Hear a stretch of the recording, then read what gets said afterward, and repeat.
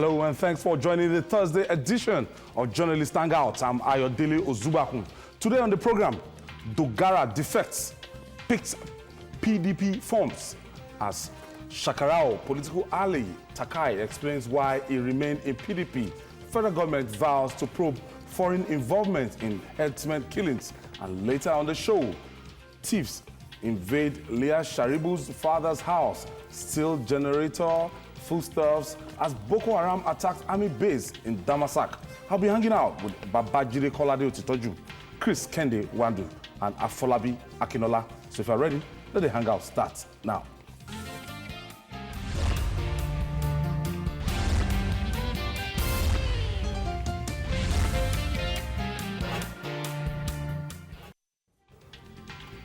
In a card game, playing one card close to one chest is, in a time, tested tactics for triumph.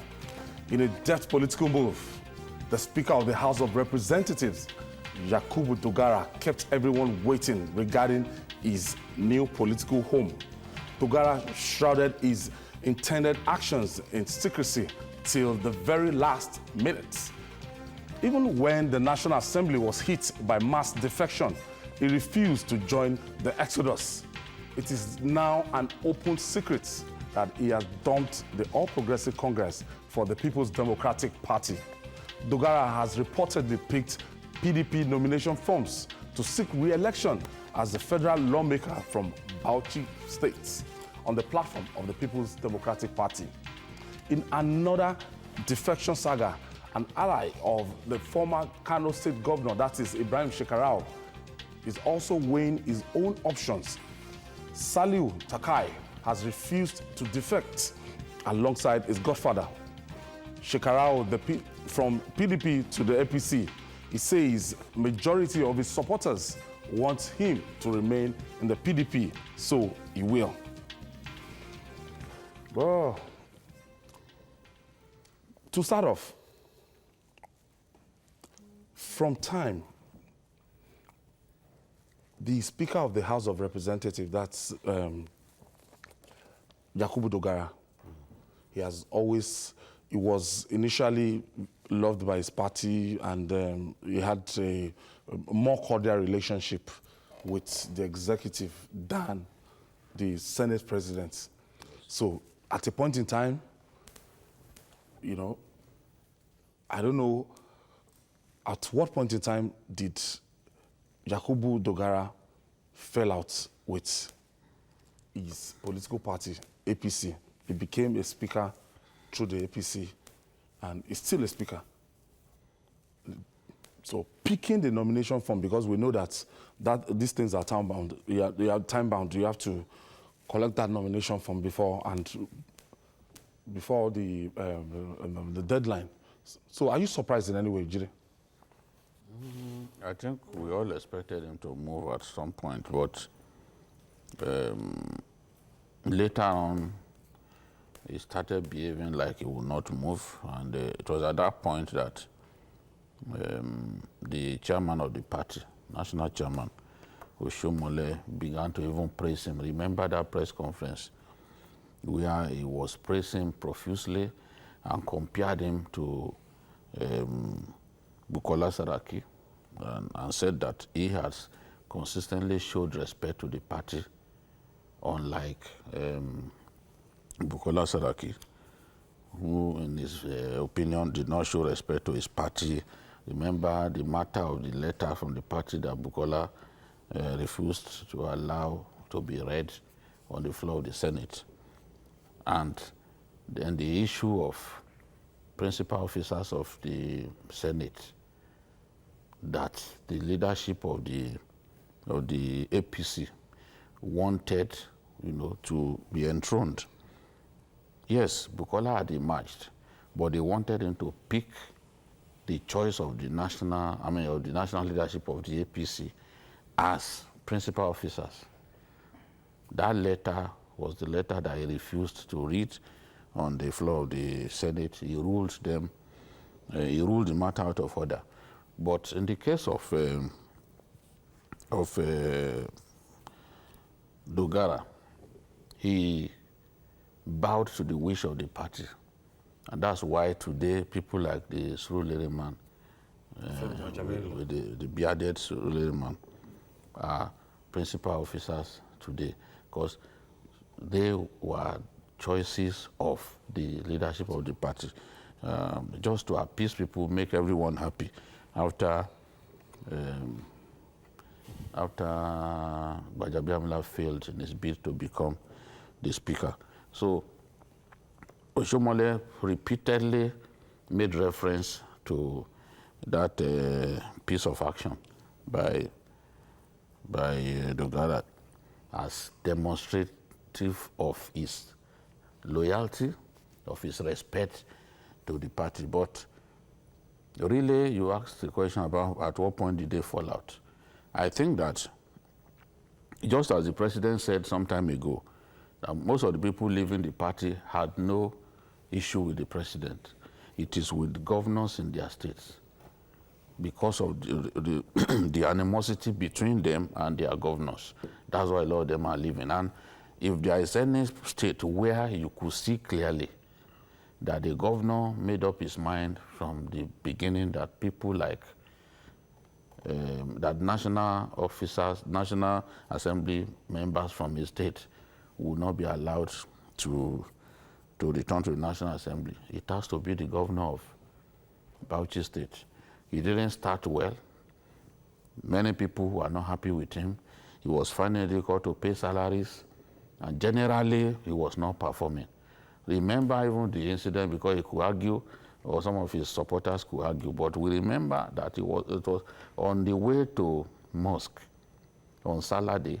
Women stood by the roadside and stoned Emir Abubakar, the governor of Bauchi State, to demonstrate that he was not popular. And because of that, members of the National Assembly from his state rose in a wave against him. And they continue to say, look, you must deliver on your promises to our people. Dogara and people like Nazif Gamawa were the people who led that campaign, if I can use that word, against the governor. So naturally, they went into his black book. And when it was time for the congresses of the party, at local government, state, and state level and ward, the governor saw it as an opportunity to asphyxiate people like Dogara and others. You know, all the key people, key stakeholders in the party were effectively marginalized, and they continue to raise hell. Remember that Dogara even they went to court in Abuja.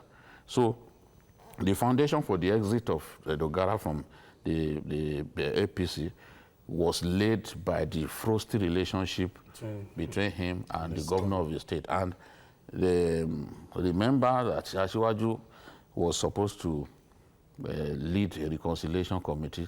That committee was not allowed to work because the former leadership was trying its best to have a rival reconciliation committee that will be duplicating what Tinubu was supposed to do. So Dogara at some point must have felt that, look, time is running out. I'm in a party where the governor of the state does not like me. I know that Oshomole has done his best to try and bring in some of these people, show to them that there's a future in the party, show to them that any issue that they have with the party can be resolved with time.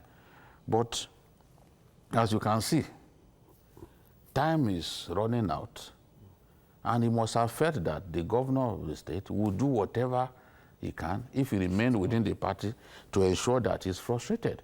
That's the extent of the powers that governors have, that an individual will sit down in a room with a collection of people and be writing now names and be saying, we are on our way to Abuja now, as if he's going to trek to Abuja. We are on our way to Abuja now, with a list. Where else in the world does this happen? There is no democracy. If you can just, and what they are targeting are the National Assembly members from their states. All of those governors, you see, whether it is Ogun or it is Kaduna or anywhere, they don't want to see National Assembly members, including those who fought for the party when the party needed them the most. you know. And those are the people that Oshiomhole wants to reward. But these governors don't want that to happen. So he must have told himself that, look, the best thing is for me to leave.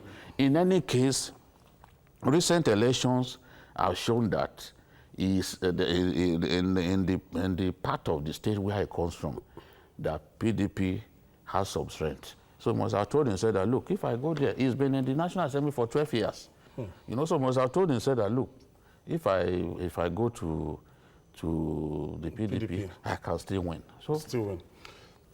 I think with this action now, Dogara is going to face what Bukola Saraki might be facing in the Senate, as in when the House of Representatives resume plenary. One, there's this question of, is it possible for the speaker to come from the minority party? Is it normal? Yes, that's quite brilliant. I think I would look at this rather from the angle of class. This is, to me, class struggle, and which I believe with time it will resolve itself. But fundamentally, let me just look at it from this perspective.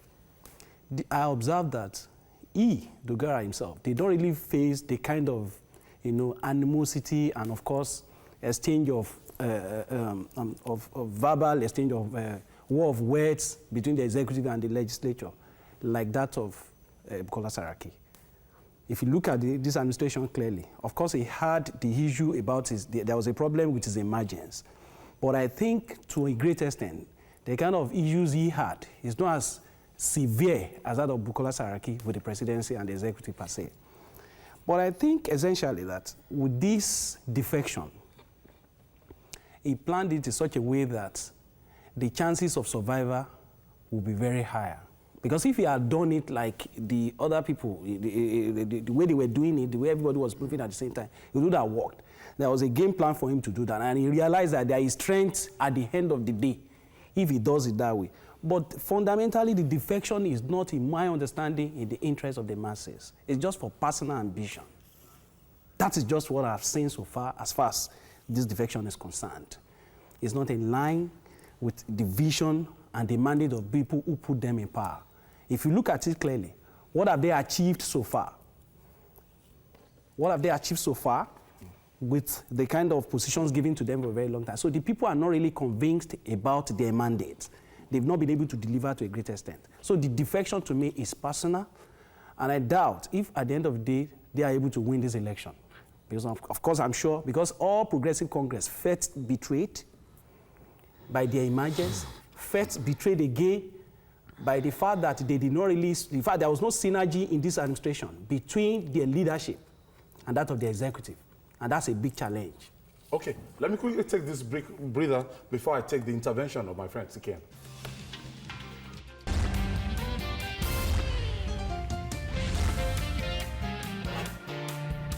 Thank you for staying with us. It's still Journalist Hangout.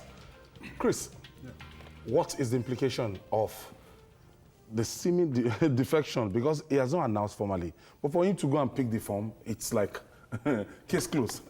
Yes, the implication there is we are going to have two principal officers of the National Assembly being the opposition, being opposition members. Of course, the Senate President, Bukola Saraki, is already a member of PDP. Then Dogara, yes, goes and so that's going to be probably the first time we're having that in the history of a nation. Yes, there have been in the past. We are one of the arms, we're of the two chambers there have been instances where we had an opposition member becoming the speaker in those days. But now, if that happens, then it's a big, yes, entire national, it's under the leadership of the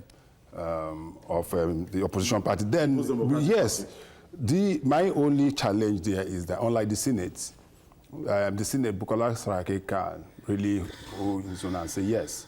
He has the support of members of the opposition party. Okay, now members of his party. Then with some of his friends that are in APC, if there's going to be any kind of problem, he can withstand it. Okay, I don't know if that will happen in the House of Representatives because the APC practically have what I would call marginal majority in the House of Reps. And so we don't know how that passes. We also don't know whether they want to toe the line of, unlike the Senate, what we have been noticing, the House of Reps have been very, very quiet. That's right. They have been very, very quiet, especially when it comes, unlike previous administration. Normally, it used to be the other way around. Yes, it used to be the other way around.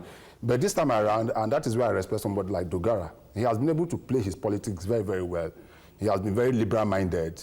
I was reading one of his interviews that on a daily basis, he attends to at least 33 members of the House of Representatives every day. Out of 360. Out of 360, every day of the week.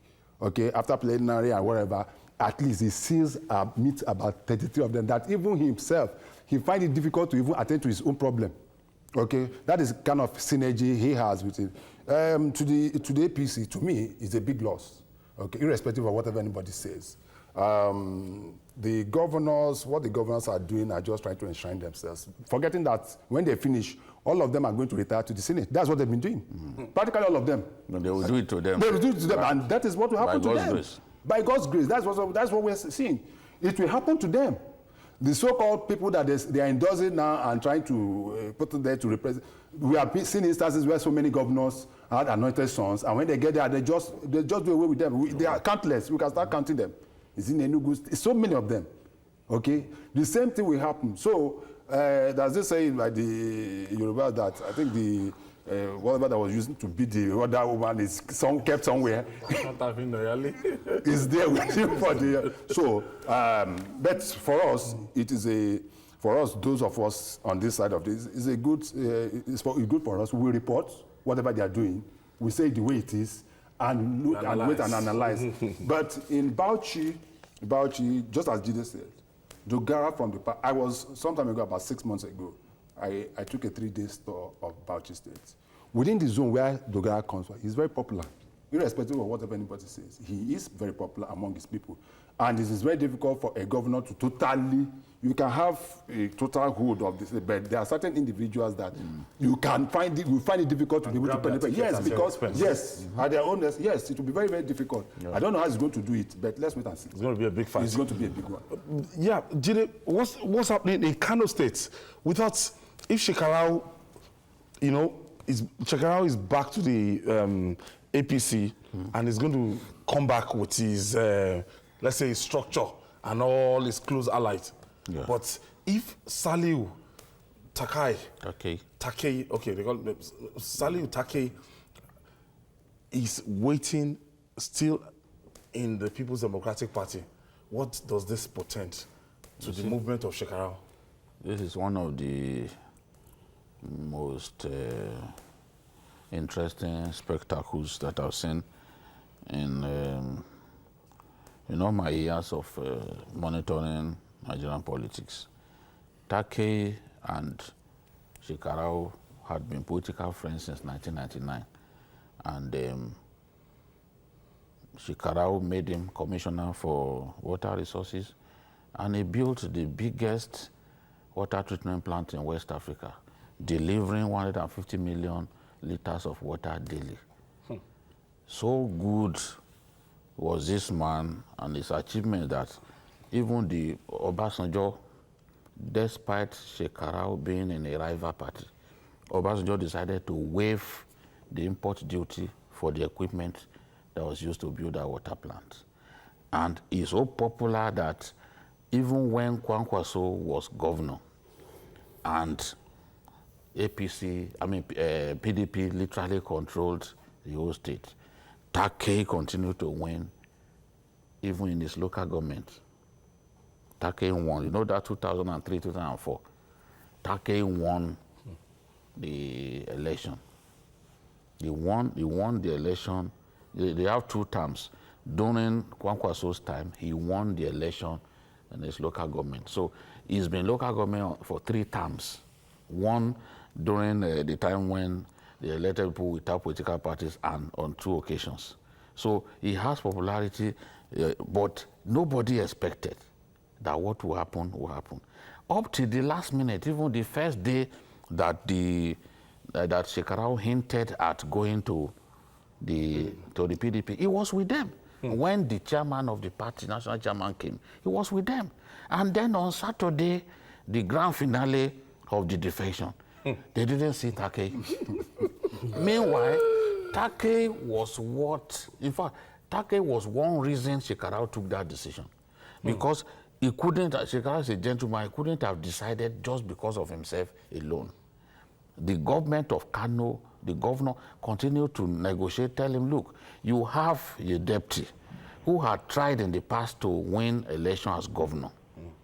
We are going to give him the deputy governorship that has been vacated by Dr. Hafiz. You know, so it was in the whole calculation, in the whole permutation, in the whole negotiation. Suddenly he decided to stay back and remain with, and align with Kwankwaso. Maybe he thought that Kwankwaso would give him the governorship ticket. Nobody knows, but his argument is that, look, our people, a lot of my supporters still want to remain in the PDP. After much pressure. Our friend Sule White Sule is also the spokesman of Ibrahim Shekarau. Yes. Yes. Yes, Sule. Hello, Mr. Ayo. Yes, Sule. How are you? What's happening in Kano, Sule? Yes, actually, this is, like Jide said, this is one of the political mission that one cannot truly and actually explain. Because if I can say there is someone that will not follow Oga to APC, I will never mention Takai. Because Shekarau is fighting for who? Shekarau cannot be a governor again. Shekarau has been a governor twice. Who is he fighting for? His structure, his people are the ones in control of the party in Kano. Why he is leaving PDP is because the structure in which he built his own people were dissolved. And if the structures remain, primary elections come, it is Takai that will be elected.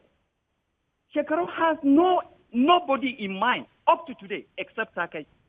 So I wonder why Takai would take such a decision. This is someone that he neglected his own deputy in 2011, his own deputy, anointed you in spite of that. And even now, the source of his quarrel in the party is because of you. And you want to go back to someone who, look at 2011, what happened? Those that came from the mega party, if you don't wear a red cap, Konkoso will never give you any position. Then Takai is being deceived that Konkoso may give him the ticket. That is quite deception. I wonder, like Jide said, this case, I used to say that I am fully conversant with the politician's attitude, but this one has proved me wrong, that I am still learning. Thank you, Sule. Thank you for your contribution, Sule. That's kind of what it is. Honestly, as you expressed surprise, a lot of people, Sule White Sule too, is yet to unravel that reason. Yeah. Now, when we return, federal government vows to probe foreign involvement in herdsmen killings. Stay with us.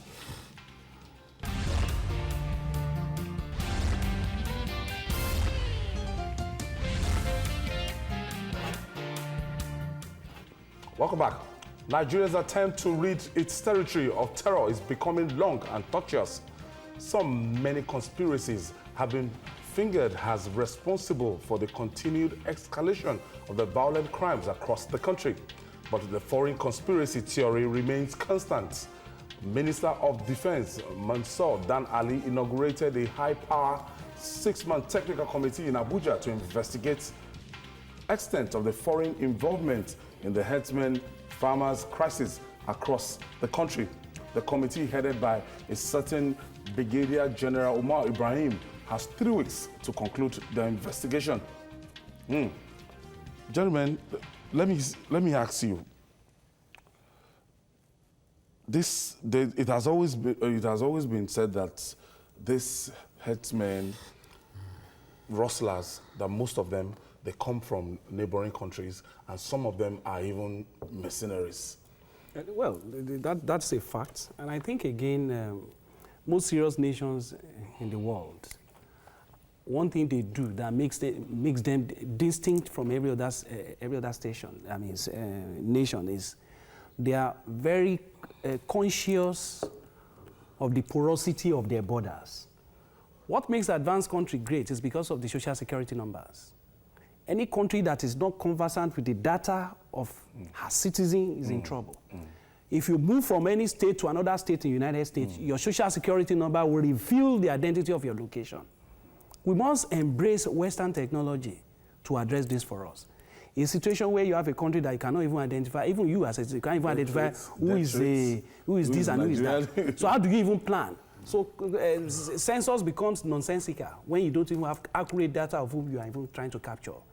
So what I'm saying in this essence is that once there is no patriotism in the first instance, it becomes very easy for anybody to establish conspiracy. Even when you're talking about foreign conspiracy against the Nigerian nation, Nigerian elements are equally involved, even outside the shore of the country. Because it's not easy if there is no crack in any wall. It will not be easy for penetration. External conspiracy cannot work if there are no internal conspiracy to support the very, very sad motion or vision against the Nigerian nation. So we must ensure that at least we are able to have access to accuracy of our data and ensure that the porosity of the border of the Nigerian nation is well secured. And again, try something else to ensure that at least we are able to even have a recognizing, scientific method of showing who is a citizen or not. Because unless we are able to embrace this, it's very difficult to plan, to stop this kind of war against the corporate coexistence of the Nigerian nation. Sikian. Yes. To some extent, I may agree with the security chiefs, but that does not also remove the fact that we have Nigerians also who have identified themselves as being supporters of these people. There have been instances where some people have come out to make statements indicting themselves, indicting themselves and saying that, yes, we actually carried out this attack because of so. Okay? So if we put that in perspective, yes, so it's, to me, it's diverse. What they are saying to me, that is the way I look at it. How many of those that have come out to claim that, yes, we killed so number of people because they killed our cows and the rest of it, how many of them have been arrested and prosecuted? That's a fact. None. In Chinua Achebe's book, Things Fall Apart, it says there, let us drive away the hog that came for the chicken. Then we can talk to Mother Hen later. Have we really talked to ourselves? At all. We need to look at ourselves face to it gets annoying to me when I see people saying all sorts of. People have come, many people, so many of these so-called leaders of these cattle rearers or whatever have come out to say, yes, we did this. And these are our reasons. Openly. They openly, it's not like this thing. All we can do is pat it down, oh, no, we can't. Then you now see somebody will say, no, he wasn't speaking for us, he was speaking for a section of this. But there have been instances. This is a country where we don't value lives. At all. And if we don't value the lives of our citizens, people outside will not value us. You cannot walk into any country and start killing their people without them. There must be a real Cameroon. See what is happening in Cameroon. In as much as they're having their own crisis now. But you cannot see Boko Haram going into Cameroon to do anything without Cameroon gendarmes retaliating immediately. We have our problems there. We're also trying our best. Yes, I know we are trying our best. But what I'm saying is that we should not try to put this on that. Yes, there is what happens here is that most often than not, as we've discussed on this program, you see some of these cattle marauders and the rest of what they do is that if they have issues, they call their brothers in other parts of in other countries. This may be Niger, Chad, and the rest of them, who will come in and help them. But it does not necessarily mean that we also have our own people colliding with them, just like he said. But the critical question, and we need to ask ourselves that those of our people that have been saying that they were behind these killings, what have we done to them? Or to be able to answer that question, then we are not getting anywhere. It's touching. It's now a two-side argument now. When you have in the situation whereby you have some people claiming that they are Nigerians and some of them are Nigerians. But we've seen instances that those people have been apprehended. They cannot speak Nigerian language. Yeah. I think that limiting this inquest to headsmen is even wrong. All the killings going on in our country have foreign links to them. Rustlers. Cattle rustlers. I went to speak with victims of cattle rustling in Zamfara, and they said that the people killing them are Fulani from outside Nigeria. They said it is in the tape. It wasn't me that said it. You know, the essence of going to meet people, victims of carnage, is to hear their story. How will you know that they are Fulani from outside? Is it no, there is a way they dress. Even okay. Their hair is longer. Okay. They plait their hair like women. Okay. You know? Okay. That is the thing. The first woman that I interviewed said the people, in the north, they say enquiry, the people, the villagers, people in hamlets, there is a way they call, their lingo is different. So instead of saying Fulani, she said Hilani, Barahi Hilani. They are not, I don't know how to describe it. Those of us living in urban centers, we will not call a Fulani Hilani. We will call a Fulani Fulani. But the woman called them Barai Hilani. That means criminal Fulani. I now say they should describe the people who came. And they now said these are the Fulani who plait their hair. In some cases, their hair will be long, reaching even almost to their loins. You know, very long. So you know that those ones are not Nigerians. There are Fulanis in Mauritania. The president said so even when he went to, what was it called? He went to Taraba. He said a lot of the people coming to kill our people here are not Nigerians. President Buhari said it. So it's not like it's Jide who is inventing it. He said a lot of them are from other countries. Global warming has now made it difficult for people to find pasture in places where they used to find it. So they are now moving.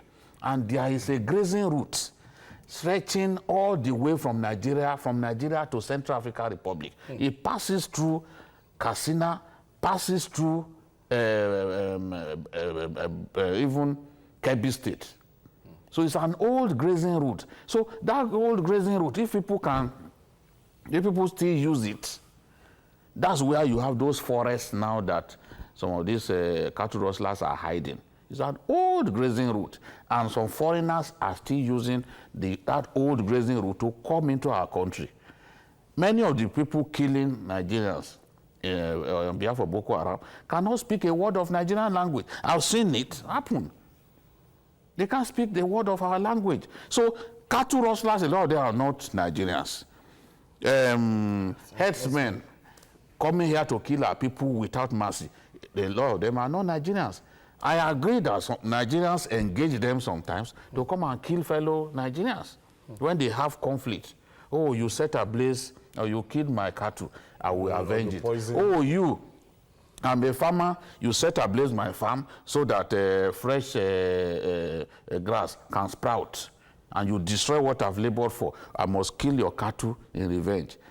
The years of deep animosity between farmers and herdsmen, especially in Plateau and some of these areas, is why we have these killings. So we have to address those problems. But rather than deceiving ourselves that politicians are the ones killing people, we have to tell ourselves the truth. These killers are from outside this country. We must secure our borders, stop the free flow of mercenary fighters into our country. When you even capture them with their weapons, you see that the weapons are weapons taken out that are not part of our own inventory. Some of them are NATO weapons, which means that they streamed in through Chad, from Libya to Chad, and from Chad into our country. So this is the situation. They've arrested them many times, and they can't speak Nigerian language. So this is, we shouldn't even waste our time on this because this is a fact. And the president himself, he said it many months ago. Why we didn't act when the president even said it at that time, I wish I understand. But whatever be the case, let the MI-35 serve its own peculiar form of justice to these people. The attack helicopter does not want to know where you come from, whether you are from Niger Republic or Mali or from Mauritania. Once it descends on you, you know you get instant justice. We are having relative peace now in Benue because the herdsmen killing people in Benue, while some of us deceive ourselves that it is not herdsmen, they are being served justice. About 2 weeks ago, they wanted to invade Guma, and the army served its peculiar justice on them. You know, MI-35, God bless our Chief of Air Staff for bringing this kind of equipment. We need even more of it. Let the president provide the money to buy more of it because it will give us an edge over these animals killing our people for fun. So we don't want to know where they are from. Our defense authorities must do their best, provide what the army needs so that all these people, whether they are from Libya or wherever, we will deal with them and our people will be safe. All right, we have to move forward. In law, the principle of double jeopardy is a defense procedure that prevents an accused from suffering same fate twice. The Sharibu family in Dapchi, Yobe State, has been left to suffer double jeopardy, still reeling from the pain of the continued captivity of Leah Sharibu in the den of Boko Haram. Another tragedy struck the family when thieves invaded the house of the father in Dapchi and stole their generator and foodstuffs. Meanwhile, residents and troops fighting insurgency in Northeast continued to come under relentless attacks from Boko Haram. The latest occurred in Damasak, Borno State, on Wednesday night when the insurgents laid siege to an army base. We ask, how long are we going to continue with this? Let's start from Leah Sharibu, father. It's so very, very sad that when this man is still reeling in pain, yet to get over the, the continued captivity, of his daughter. To me, the psychological torture and the excruciating pains on the part of the father of this abducted lady is unbearable. To even had more, this is even more, to add more injury to what has even happened today now in the area of the very sad incident in that family is another assault that is beyond description. But I think something must be done about this thing. I still believe that the internal conspiracy element must be, thoroughly scrutinized to ensure that this sad episode is not, penetrating deep into the Nigerian society. This attack is becoming so funny in the sense that, look at it now, having suffered the psychological effect of the fact that you've not seen your daughter, to most parents, a parent who feel this kind of circumstances, you have a daughter that you're still feeling bad about, aware about and all that, and you suffered another injury that is indescribable, is something that I can't even describe enough. We must address this internally. If there is no internal conspiracy against the corporate coexistence of the Nigerian nation, it will be difficult for even an army, at least, for someone to even lay ambush, an attack in this manner about on the citizens of the Nigerian nation. So this internal conspiracy theory must be addressed. If our security operatives are conscious of the fact that patriotism in Nigeria has been sentenced to death, absolutely handcuffed. We attack at will. In fact, some people derive joy in ensuring that others are in pains. And this is not a good description of a nation. The international community, this is my own summation on this case, that please, we must understand that the mirror of the Nigerian society before the international community now is a nation that is described as the most callous nation in the whole world. Because this is the highest level of insensitivity. You kill at will, And again, there are internal collaborators, even among the security operatives, that must be looked into. So I call on the Nigerian nation, especially those who can provide sensitive information, because information provision is very key. People who can provide sensitive information to address what is really affecting the way and manner in which Nigerians are attacked, should be encouraged. I think I've said on this program that whistleblower policy, monetary-wise, to encourage people who can provide credible information, should be encouraged. So again, I think the government of Yobe State must come to the rescue of this man, because he can't suffer. Yes, it's a very sad one, very, very sad one. It only shows that even within the community, some people are still ready to inflict some pains on this family. What actually happened? The woman of the house said she woke up in the morning, took her son to school, their only son, took the boy to school. Before she came back, their house had been vandalized. It was vandalized and properties carted away, and the rest of them. And it only goes to show that by now I thought we would have having some level of protection for that family, especially by the government of Yobe State. I'm not looking at the federal government now. The government of Yobe State. That family presently has some enjoy some kind of security, okay? Because of late, there was a video that was released showing the girl begging for some level of assistance from the government and the rest of them. As if that is not enough, I expected that the government, especially the government, the state government, and also the local government chairman. If the state government is not in the local government the local government should be able to at least be able to secure that family. Personally, I would have even thought that they would have been removed from that village. No, that is what they're supposed to have done. No, that's where they live. They might not. Even at that. No, They even left for some time. For some time, and there was time they left, and they came back. So that's for that. Then on the part of insurgency and attacks by Boko Haram, my big challenge here is that whenever our military authorities make categorical statements on how they are winning the war, or how they've won the war, or how they've conquered Boko Haram, they in turn try to make a statement, and that has always been the problem. That is the problem I've always seen, okay? Because most often than not, a few weeks back, somebody came out and said, the whole of the north, the whole of northeast and the rest of them is relatively calm, no more attacks. Then these people come out around. So I think whatever successes, which we have been recording now, many thanks to Jide's MI, the MI-35, your MI-35, the Sadiq. The Air Force is doing a very, very good job. Fantastic one. Fantastic one. I will give it to them.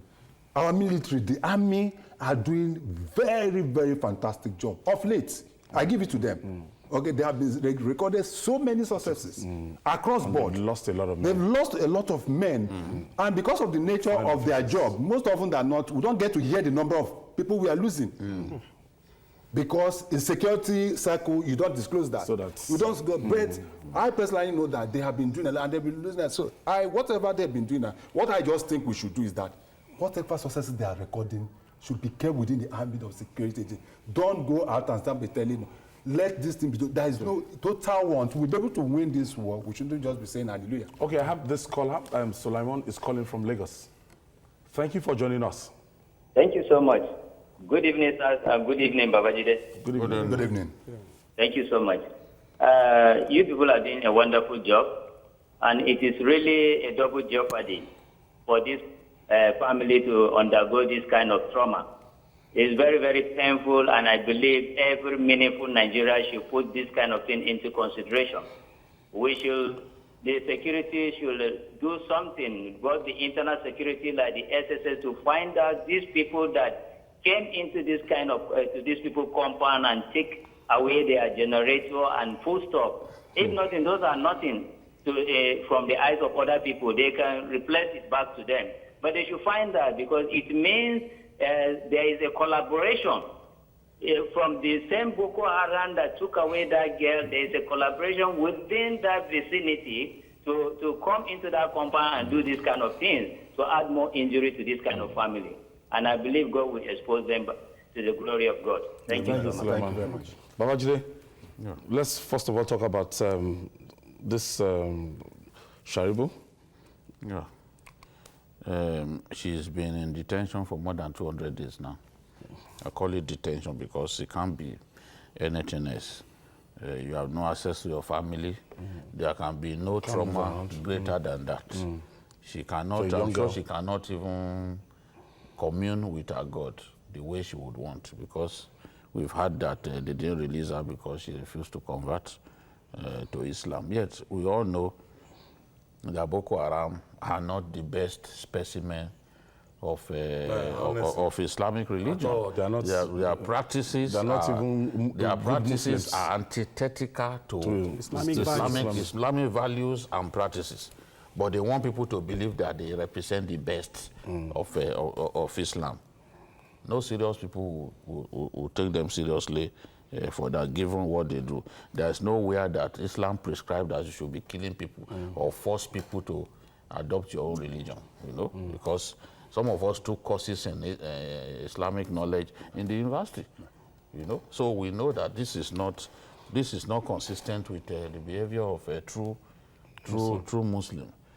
I think that the Nigerian government, after 200 plus days in the hands of Boko Haram, the Nigerian government has an obligation to do whatever it costs to bring this girl home. We've been in this situation before. Boko Haram released pictures of the people in captivity, and we went ahead and negotiated. I don't care how we do it. Whether we pay money and come back to say we didn't pay, it does not concern me. Let us just do our best, bring this girl home. This girl has become the conscience of our nation. I was watching Oyeka Wenu crying like a baby over Leah Sharibu's detention. And I think that should prick the conscience of anyone. Honestly. So having been there for so long, we should do our best to bring her home. And then, of course, you have a call. Yes. Okay. Henry is calling us from Casablanca in Morocco. Thank you, Henry. Eric, thank you for gentlemen. Thank you for joining us. Thank you. My pleasure. First of all, I would like to commend the initiative of Journalist Hangout. You guys are doing a very wonderful job. Thank you. Thanks so much. Yes. How is Casablanca? Casablanca is fine. Cold as usual. Casablanca is fine. Yes. Casablanca is fine. Okay, go ahead. Yeah. So the issue that bothers me honestly is the gallantry of our troops, and even with the gallantry of our troops, the killing of these troops every time. It really bothers me. I would like to propose to those in charge to use the Mi-35 as Jide says. We already know that military bases are now a target for the Boko Haram, especially the section that normally kills soldiers. So why don't we use the Mi-35 when there is an attack as a backup plan to help the soldiers? These days, there are even drones that can go as far as 1 kilometer from the military bases just for, to detect drones that cost about $100. They're not expensive because they are in the electrical field. Sometimes you do robotics. Drones that can go around. I mean, the troops come to the military base and surprise soldiers every day and kill them. And it's becoming a phenomenon. I mean, we can do something about it. Our troops are not that bad. Thank you, Eric. Thank you, Eric. Thank you. Thank you for calling all the way. Yeah. And Babajide, before the call came in. Yes, and I was going to go into why we are facing these attacks. Something is wrong with the strategy of the army. We have adopted a defensive strategy rather than an offensive strategy. That is why the enemy is constantly honing his own strategies, honing their skills, changing their tactics in line with what they can see us do. So it looks now Because before now, Boko Haram was not attacking army bases. We could tell ourselves that, oh, it's only soft targets that they can attack. But daytime attacks are now common. Before now, Boko Haram was only attacking our troops at night. Colonel Abu Ali was killed around 10 p.m. But these days, 4 p.m., Boko Haram will come and attack an army base. What infantry? 4 p.m. 4 p.m. and they will be there engaged as soldiers for hours. No backup. Honestly, I'm traumatized, I'm troubled at the frequency of attacks on army bases. It sends a clear message that, look, you people think you've won this war. There's still so much to fight for. Remember one tip that Shekau came up with that day when we said, we called it Operation Gamma Aiki. So Shekau said, Yanzumu Kefara, we just started now. Kuna so kuhutane, you want to go and rest. No. This fight has just begun. You can't say Operation Gamma Aiki. That was... What's Gamma Aiki? That is the work. Finish it off. Finish the work. Final work. Operation Gamma Aiki. Aiki means work. Gamma means finish. So they said, no. And now Mukefara, we just started here. So this is what we are seeing. Once we attack, we have to take the battle to these guys. And I want a situation where the synergy with the Air Force will be better. No. As they are moving, as the army is moving, because look, the Air Force continues to bomb locations of these guys independently. On their own, they are bombing. They must move together. When we bomb a location, we must put troops there.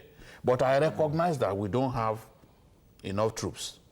When you have an army that is just around 100,000, and you look at a state like Borno State, as big as it is, Boko Haram is exploiting that advantage.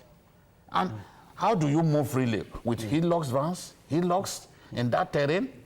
We have to get armored trucks that can move, that can really be fleet-footed in that area, so that wherever they are going to, because the way it is now, even when they attack us and they are escaping, it's only through the Air Force that we can chase them. We've not got the equipment, the fighting vehicles to chase them the way we want to. It's unfortunate that this is the situation that we'll find ourselves. Yeah.